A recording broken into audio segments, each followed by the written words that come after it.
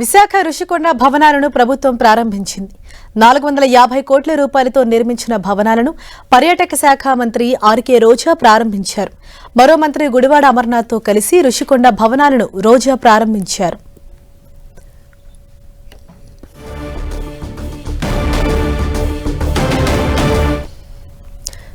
విశాఖ అభివృద్ధిని ప్రతిపక్షాలు అడ్డుకుంటున్నాయని ఆరోపించారు మంత్రి గుడివాడ అమర్నాథ్.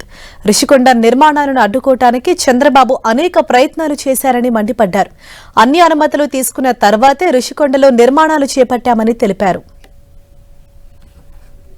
అనేక అడ్డంకులు సృష్టించి అనేక రకాలైనటువంటి ఇబ్బందులు క్రియేట్ చేసి ఇది కేవలం ప్రభుత్వానికి సంబంధించినటువంటి ఆస్తి మాత్రమే, ప్రభుత్వానికి సంబంధించినటువంటి టూరిజం ప్రాజెక్ట్ని తీసి మళ్ళీ పునర్నిర్మాణం చేస్తా ఉన్నాం అని చెప్పినప్పటికీ విశాఖపట్నం ఏ రకంగా కూడా అభివృద్ధి చెందడానికి వీల్లేదు, ఈ ప్రాంతంలో ఏ నిర్మాణాలు చేపట్టడానికి వీల్లేదు, ఏ రకంగా ఈ నగరానికి మంచి జరగడానికి వీల్లేదు అనేటువంటి అనేక అడ్డంకులు సృష్టించేటువంటి ప్రయత్నం ప్రతిపక్షాలు కానీ ముఖ్యంగా చంద్రబాబు నాయుడు కానీ అనేక రకాలుగా చేసినటువంటిది. ఇక్కడ అనేక సందర్భాల్లో ఇక్కడ గొడవలు కూడా సృష్టించేటువంటి కార్యక్రమం కూడా చేయడం జరిగింది.